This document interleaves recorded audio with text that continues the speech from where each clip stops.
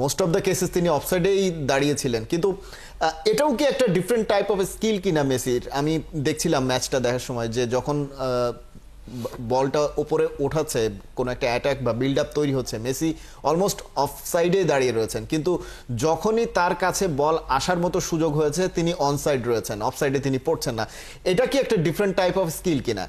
হ্যাঁ, different type of skill আমি বলবো এটা ট্যাকটিক্সের মধ্যে পড়ে। সেটা হচ্ছে যে অবভিয়াসলি আপনি যখন মেসি যে কোনো পজিশনে দাঁড়াতে থাকুক না কেন, অটোমেটিক্যালি অপোনেন্টের মাইন্ডে থাকবে যে তাকে আমাকে হচ্ছে কাভার করতে হবে বা তাকে আমার ডিফেন্ড করতে হবে। তো সেই ক্ষেত্রে ডিফেন্স লাইনের একটু কনফিউশন থাকে, সেই কনফিউশনেরই আর কি একটা ফলশ্রুতিতে একটা পজিটিভ সাইড নিয়ে নেয় হচ্ছে ফাস্ট উইঙ্গারগুলা।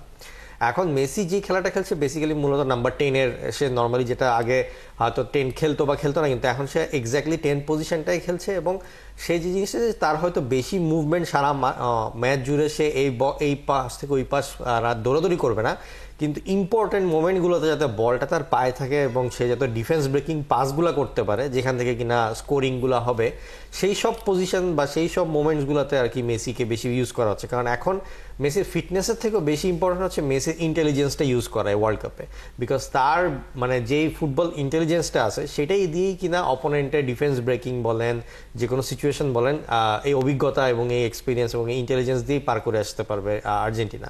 সো আই থিঙ্ক এখন এই পুরো ফরমেশনটি আর কি বেশ ভালো, যে মেসিকে এত বেশি পরিশ্রম না করায় ওর যেই বেস্ট জিনিসটা সেইটা ম্যাচ থেকে তুলে বের করে নিয়ে আসে।